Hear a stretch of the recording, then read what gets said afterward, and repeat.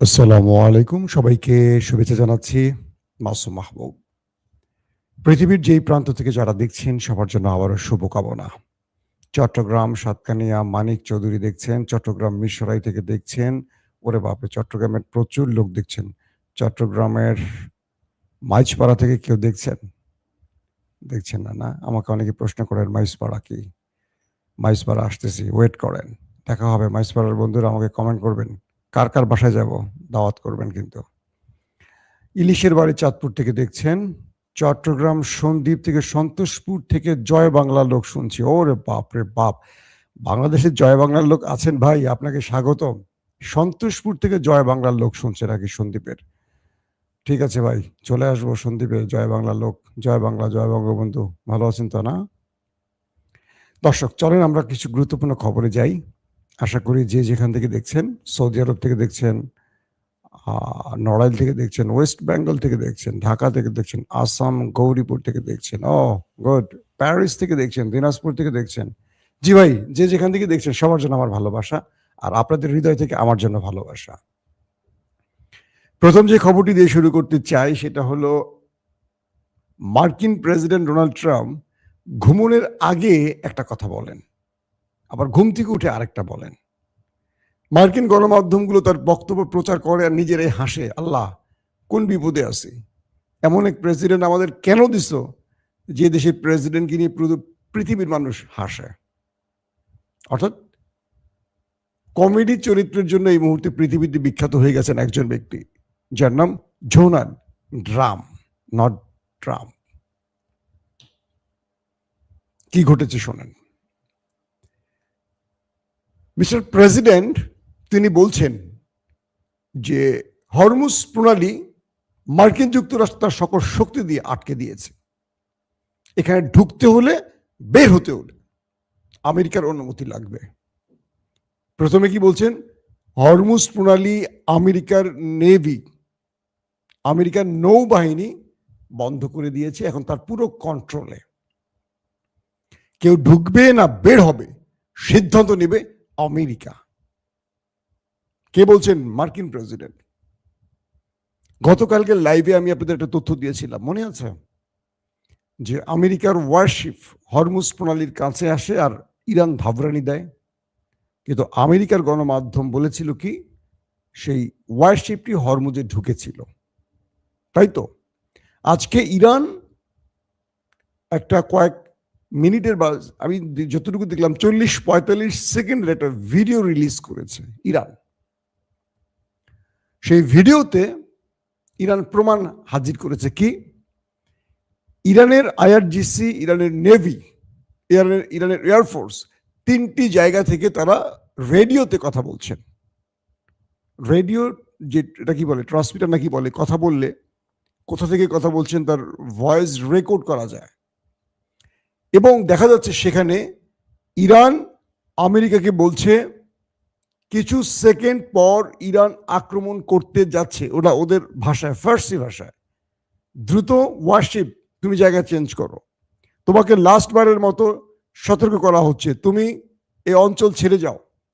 আবার 3-4টা ভার্সন আসছে, অর্থাৎ ইরানের যে 4-5টা বা 3-4টা পজিশন থেকে তাকে সতর্ক করা হচ্ছে। লাস্ট মোমেন্টে সেই রেকর্ডটি ইরান প্রচার করছে। এবং দেখা যাচ্ছে কি, যখন ইরান তার সিস্টেমে এই ভয়েস দিয়ে তাদেরকে সতর্ক দিচ্ছে, অর্থাৎ নৌপথে সতর্ক বার্তা দেওয়ার জন্য যে ভয়েসগুলো বা যে রেডিও সিস্টেমগুলো কাজ করে, সেটির রেকর্ডে ইরান প্রচার করে দিয়েছে। এবং দেখা যাচ্ছে ইরান যখন বলছে কয়েক সেকেন্ডের মধ্যে তোমার জাহাজে আক্রমণ করা হবে, তুমি দ্রুত এলাকা থেকে পালাও, এট এ টাইম ইরান দেখাচ্ছে ইরানের এই থ্রেট পেয়ে আমেরিকার ওয়ারশিপ হরমুজ থেকে বাপের নাম, দাদার নাম, 14 গোষ্ঠীর নাম বলে পালাচ্ছে, মানে সেই জোরে পালাচ্ছে।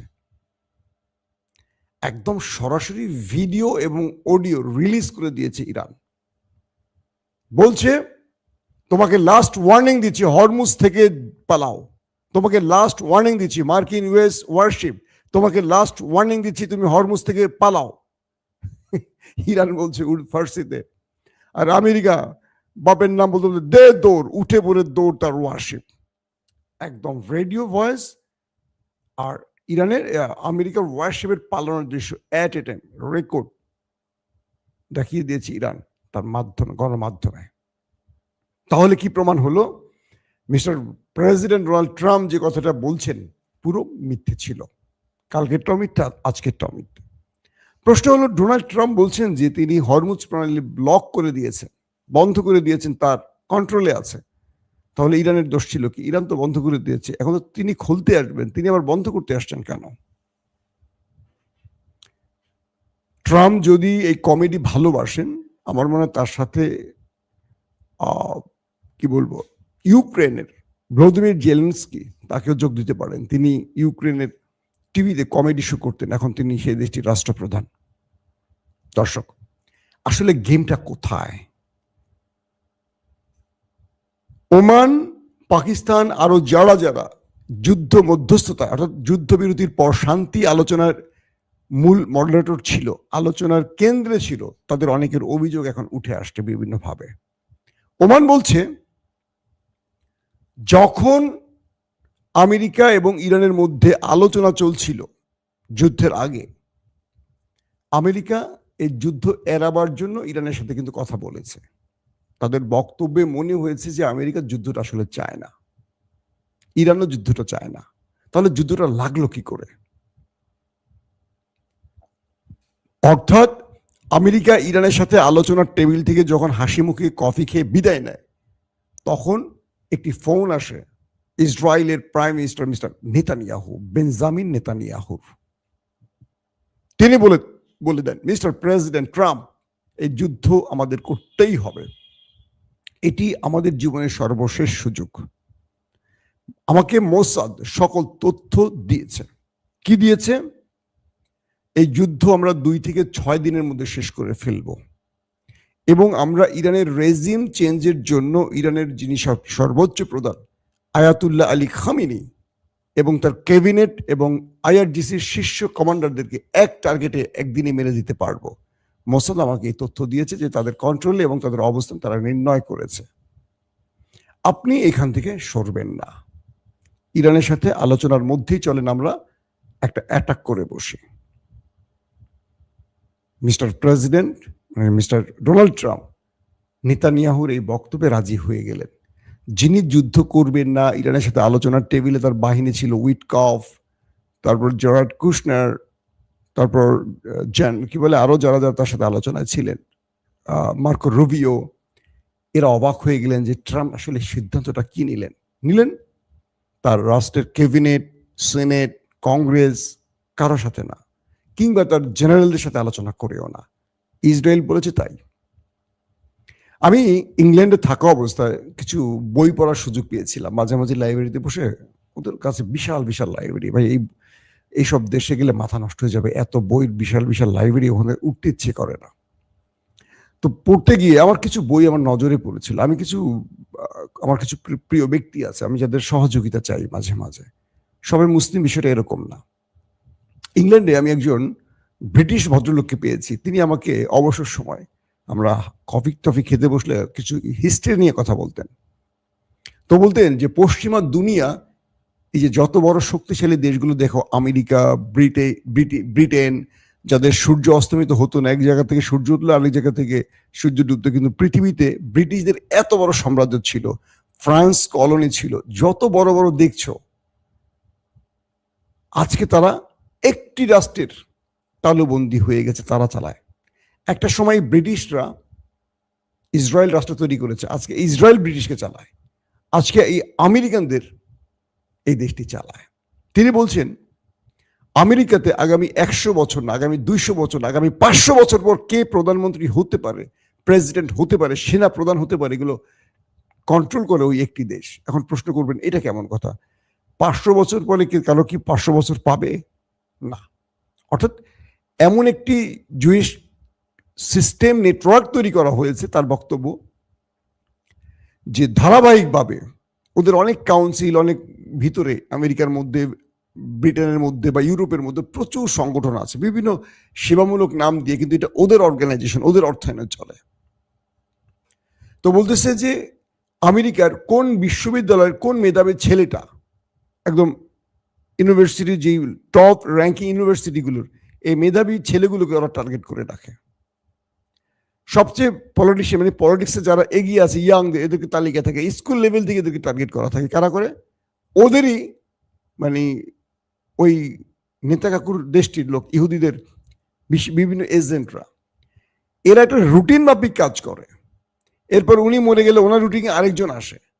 তো এমন একটি সিন্ডিকেট তৈরি হয়েছে আমেরিকা, ধরেন আগামী 500 বছরের প্ল্যান সাজানো আছে।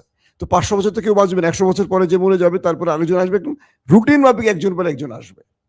তো ইসরায়েলের স্বার্থের বাইরে এই পৃথিবীর মানে ওয়ার্ল্ডের পশ্চিমা দুনিয়ার কেউ এখন আসলে কেউ কল্পনাই করতে পারে না। ধরেন দুজন ব্যক্তির নাম বলি। মার্কিন ইতিহাসে আপনারা তো John F Kennedy, Robert F কেনেডির নাম শুনেছেন, দুই ভাই। 60-এর দশকে একজন জনপ্রিয় প্রেসিডেন্ট ছিলেন এই কেনেডি, জন এফ কেনেডি।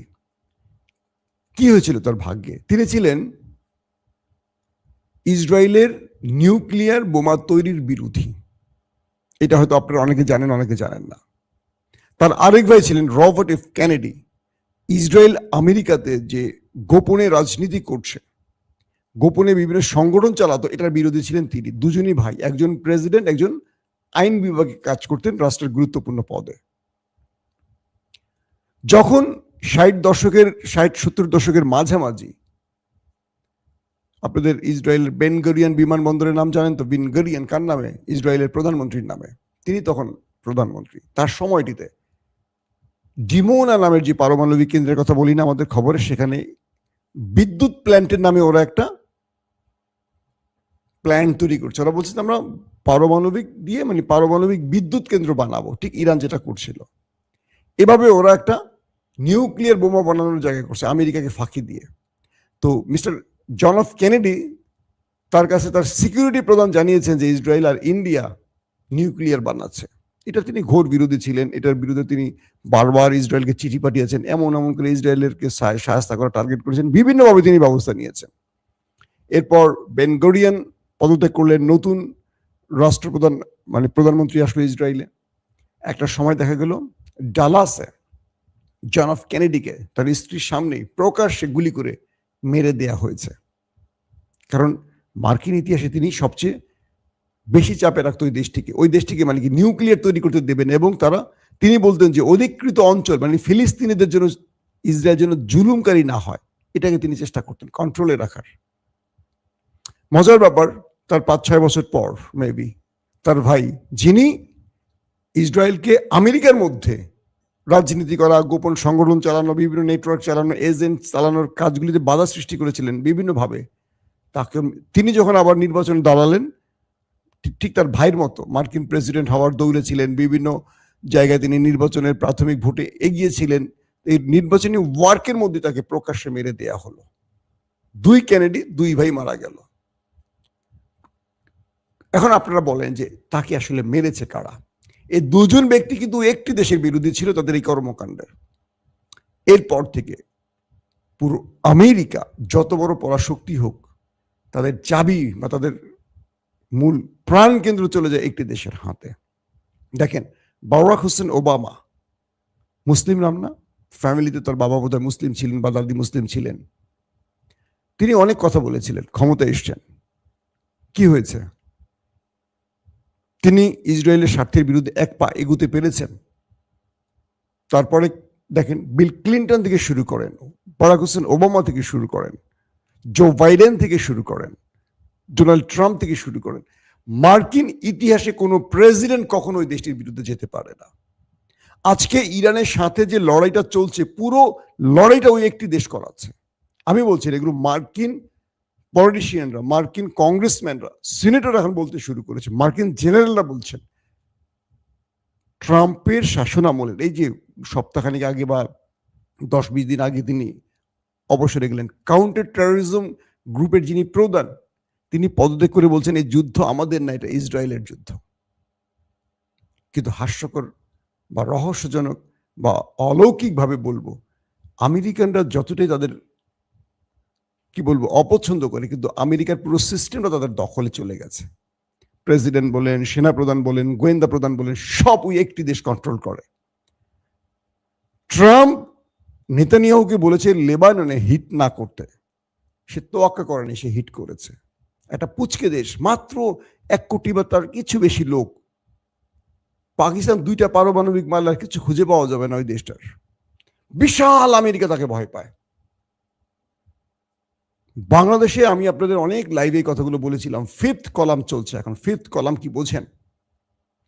পুরো বাংলাদেশটার রন্ধে রন্ধে ঢুকে গেছে আমাদের প্রতিবেশী একটি দেশের এজেন্সি। এই এজেন্সিগুলো বাংলাদেশের মধ্যে, আপনারা হয়তো মনে করেন যে এটা মোসাদের লোক, এটা রয়ের লোক, এটা আইএসআই লোক। বিষয়টা এরকম না। আমি ধরেন রয়ের লোক, অমুকে ধরেন আইএসআই লোক, বাংলাদেশের লোক। 5th কলাম অর্থাৎ এইটা একটু বোঝার চেষ্টা করবেন যে ওরা আমাদের দেশে আমাদের লোকগুলোকে অর্থের বিনিময়ে কিনে ফেলে। ধরেন বাংলাদেশে এই মুহূর্তে কালচারাল অঙ্গনের সবচেয়ে ফেমাস মুখকে ধরেন মোশাররফ করিম, একটা উদাহরণ দিলাম, যদিও মোশাররফ করিম এই টাইপের লোক বলে মনে হন, তাকে সে কিনে ফেলবে। হানিফ সংকেত, আব্দুল নূর তুষার, এরা করে কি বাংলাদেশের সেলিব্রিটিদেরকে এইভাবে কিনে ফেলে, সে নাটক জগতের হোক, টকশো জগতের হোক, খেলার জগতে হোক। যখন বাংলাদেশ কোনো সঠিক সিদ্ধান্ত নেবে, ধরেন বাংলাদেশ পাকিস্তানের সাথে একটা চুক্তি করবে, এই চুক্তিটা বাংলাদেশের খুব গুরুত্বপূর্ণ, এরা মাঠে নেমে যাবে। এদেরকে নামিয়ে দেবে কি ইন্ডিয়া। ইন্ডিয়া টাকা দিবে, ইন্ডিয়া তাদেরকে পালে। এরা হলো 5th কলাম। এরা সেলিব্রিটি হিসেবে নেমে যাবে, মানুষকে বোঝাবে সরকারের বিরুদ্ধে, এই সরকারের সিদ্ধান্তটা পাকিস্তানের সাথে নিচ্ছে, এটা দেশের বিরুদ্ধে। তো এই নেটওয়ার্ক, যেমন আব্দুল নূর তুষারের বক্তব্য দেখবেন পুরোপুরি 5th কলামের লোক। উনি কিন্তু পুরোপুরি 5th কলাম। 5th কলামকে মেনটেন করে বাংলাদেশে র, আর তাকে অর্থায়ন করে মোসাদ, এবং মানে ইন্ডিয়া এবং ইসরায়েল কোলাবোরেশনে কাজগুলো করে। তো বাংলাদেশে আপনারা অনেকে অনেক কিছু বোঝেন না, দেখা যায় সরকার একটা ভালো সিদ্ধান্ত নিচ্ছে, তুম করে মিছিল শুরু করে দেন, মনে করেন আরে আল্লাহ তো দেশের পক্ষে না, ওই র নামায় দিছে কাজগুলো। অনেক ইসলামী দলও ভুলে নেমে যায়, অনেক পীর সাহেবের গ্রুপও নেমে যায় ভুলে রয়ের হয়ে, তারা বোঝে না। এনএসআই বলে, ডিরেকশন দেয়, তারা মাঠে নেমে যায়। তো বাংলাদেশের ক্ষেত্রেও স্পেশাল জায়গাগুলোতে এই লোকগুলো বসে আছে, এদেরকে অর্থায়ন করে পালা হয়। তো ইরানের বিরুদ্ধে আমেরিকা এই লড়াইতে পায়নি কিছু। হরমুজকে নিয়ে এখন আবার উত্তপ্ত পরিবেশ তৈরি করছে। ইসরায়েল বলছে তারা এই যুদ্ধ আবার শুরু করবে, সেই প্রস্তুতি নিচ্ছে। মার্কিন যুক্তরাষ্ট্র কার্গো বিমান ভরে আবার মধ্যপ্রাচ্যে অস্ত্র সেনা আনা শুরু করেছে। এখন তিনি হরমুজ দখলে যাবেন, তার মানে পৃথিবী আরেকটা অনিশ্চিত যুদ্ধের দিকে যাচ্ছে। এখন আপনি বলেন, ট্রাম্প তিনি মূলত যুদ্ধবিরতিটা ঘটিয়েছে, যেটা বলা হচ্ছে যে তিনি হাতে কিছু সময় চেয়েছেন ইরানের ধলাই থেকে বাঁচার জন্য, যেন ইরান এই সময়টা যুদ্ধবিরতির নাম দিয়ে একটু দূরে থাকবে। এই সময় তিনি তার কিছু ড্রপ বা পজিশন চেঞ্জ করে আবার সাজিয়ে নেবে, সেই কাজটি হয়েছে। একটা প্রতারণা করেছে। ইরান বলছে যে আমার তো ট্রিগারে হাত আছে, তুমি যেখান থেকে শুরু করবে সেখান থেকে আমি শুরু করব, কি করতে চাও করো, তোমার সাথে আর যুদ্ধবিরতি হবে না। যদি তুমি যুদ্ধবিরতি করতে চাও, আমার শর্ত তোমার কাছে আছে, আমি তোমাকে নতুন আশ্বাস বিশ্বাস দেব না। হরমুজ ইরানের কন্ট্রোলেই থাকবে, তুমি যা করো করো। হরমুজ থেকে তোমার পশ্চিমা দুনিয়ার বা তোমার কি বলবো সুপার পাওয়ারের পরাজয় ঘটবে। তোমাকে হরমুজ ছাড় দেওয়া হবে না, তোমাকে গালফ ছাড়তে হবে। আমেরিকা এখন আসলে নতুন করে টেনশনে পড়ে গেছে, কারণ হরমুজ ইরানের কন্ট্রোল মানে এটা রাশিয়া চীনের কন্ট্রোল চলে যাবে। কারণ ইরান এখানে আরেকটি শর্ত জুড়ে দিয়েছে, আমি বলছি যে ডলার দিতে হবে ইরানকে, আর ইরান তার কারেন্সি দিবে তেলের জন্য। তার মানে ইরানের কারেন্সি ডলারকে বিট করে এখন তার কারেন্সির মান উন্নয়ন করবে, যেটা একেবারে তলানিতে পড়ে গেছে। তো ইরান যে ডাইনামিক পলিসিগুলো নিয়েছে, বা ইরানের ডক্টরেট করা পিএইচডি হোল্ডাররা যে রাষ্ট্র পরিচালনা করছে, তারা যে গেম দিচ্ছে ট্রাম্পকে, সে নাজিয়াল হয়ে গেছে। কিন্তু তার এন্টি গেম আবার দেওয়ার চেষ্টা করতেছে এখন মিস্টার নেতানিয়াহু, কারণ মাল তো ওই দেশগুলির মধ্যেই আছে। আমেরিকা তো পানি খায় রাতে শুয়ে থাকে, ট্রাম্পের মতো সকালে একটা বিকালে একটা বলে। তো এখন এই অবস্থা, আবারও পৃথিবী অনিশ্চিত যুদ্ধের দিকে যাচ্ছে। এবার যুদ্ধে অনেকগুলো ফ্রন্ট এগিয়ে আসবে। ট্রাম্প বলছে আমার সাথে ন্যাটো বা ইউরোপ এবার এগিয়ে আসবে, আমাকে তারা কথা দিয়েছে, যদিও তাদের আমার লাগবে না, অনেক রকম কথা আসা শুরু করছে। আবার ইরানও তার মিত্রদেরকে বলছে এবার যদি তারা মিত্র বাড়ায়, তোমাদেরকে প্রকাশ্যে নামতে হবে, আর গোপনে নয়। আমার সহযোগিতা এবার গোপনে না, প্রকাশ্যে লাগবে, যখন আমি চাইব। আমরা আশা করব এই যুদ্ধটা আর ছড়াবে না, শান্তি আসুক। কিন্তু পরিবেশ পরিস্থিতি বলছে আমেরিকা কিচ্ছু করছে না, পুরো কন্ট্রোলটা করছে ওই একটি দেশ থেকে। প্রেসিডেন্ট কিচ্ছু করতে পারছে না, তার কোনো বক্তব্যই তার নিজের নয়, ওখান থেকে দিচ্ছে, তিনি বলছে। অবাক করার বিষয় না? মার্কিন যুক্তরাষ্ট্র পৃথিবীর নাম্বার 1 পরাশক্তিশালী দেশ, একটি ক্ষুদ্র দেশের কাছে নিজেকে কিভাবে সঁপে দিয়েছে ভাবা যায়? প্রত্যেকে ভালো থাকবেন। আল্লাহ হাফেজ।